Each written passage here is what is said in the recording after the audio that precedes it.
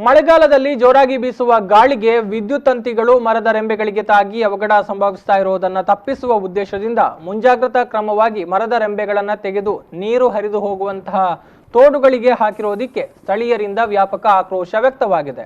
ಮಂಜೇಶ್ವರ ವ್ಯಾಪ್ತಿಯ ಕುಂಜತ್ತೂರು ಪದವು, ಗೇರುಕಟ್ಟೆ, ಪಾವೂರು, ಮಂಜೇಶ್ವರ ಕರೋಡ, ಗೋವಿಂದ ಪೈ ರಸ್ತೆ ಸೇರಿದಂತೆ ಇಂತಹ ಹಲವು ಪ್ರದೇಶಗಳಲ್ಲಿ ಗುತ್ತಿಗೆದಾರ ತನ್ನ ಕೆಲಸದ ಆಳುಗಳ ಜೊತೆಗೆ ಸೇರಿ ಮರದ ರೆಂಬೆಗಳನ್ನು ಕಡಿದು ನೀರು ಹರಿದು ಹೋಗ್ತಾ ಇರುವಂತಹ ತೋಡುಗಳಿಗೆ ಹಾಕಿದ್ದಾರೆ.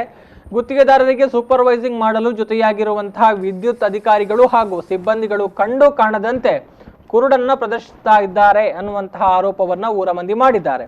ಈ ಹಿನ್ನೆಲೆಯಲ್ಲಿ ಆರಂಭದ ಮಳೆಯಲ್ಲೇ ಮರದ ರೆಂಬೆಗಳು ಬಿದ್ದಿರುವಂತಹ ಸ್ಥಳಗಳಲ್ಲಿ ತ್ಯಾಜ್ಯ ನೀರು ನಿಂತು ಜನರು ಸಾಂಕ್ರಾಮಿಕ ರೋಗದ ಭೀತಿಯನ್ನ ಎದುರಿಸಬೇಕಾದ ಪರಿಸ್ಥಿತಿ ಈಗ ಬಂದೊದಗಿದೆ.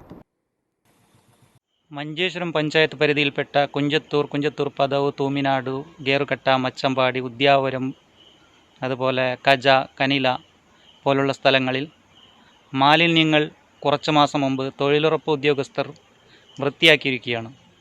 ഇപ്പോൾ മഴക്കാലത്തിൻ്റെ ഭാഗമായി വൈദ്യുതി കമ്പികളിൽ തട്ടിമുട്ടുന്ന മരക്കൊമ്പുകൾ വെട്ടിമാറ്റി ഇവിടുത്തെ തോടുകളിലും മറ്റും നിക്ഷേപിച്ചിരിക്കുകയാണ്.